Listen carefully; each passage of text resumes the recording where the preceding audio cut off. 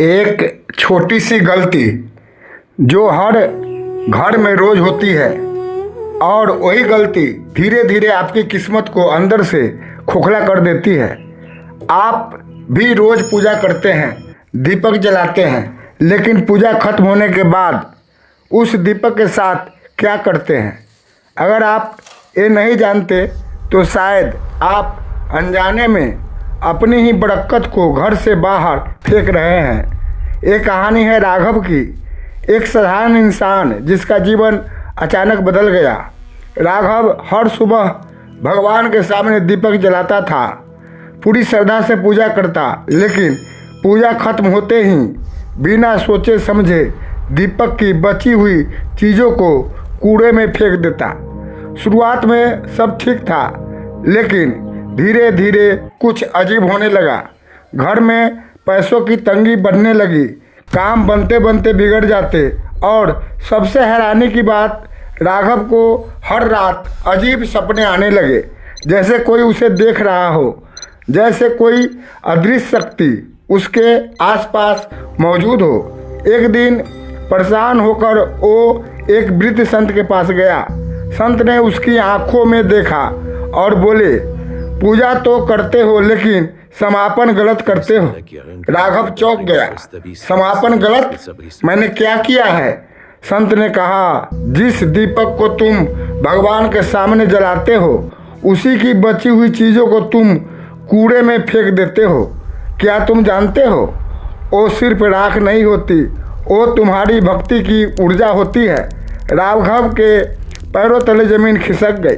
संत ने आगे कहा, जिस चीज़ ने भगवान के सामने जलकर तुम्हारे लिए प्रकाश किया उसे अपमानित करोगे तो जीवन में अंधेरा ही आएगा, लेकिन समाधान भी है। संत ने उसे एक उपाय बताया।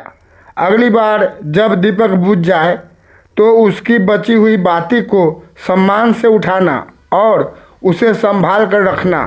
फिर उसे ऐसे स्थान पर रखना जहाँ शांति और पवित्रता हो। राघव ने वैसा ही किया।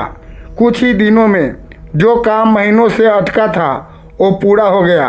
घर में शांति लौट आई और वो अजीब सपने अचानक बंद हो गए।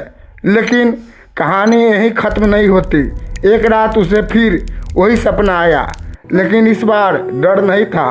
उसने देखा एक उज्जवल प्रकाश उसके घर को घेर रहा है और उसी प्रकाश में एक आवाज़ आई, जब सम्मान आता है तब ही आशीर्वाद टिकता है।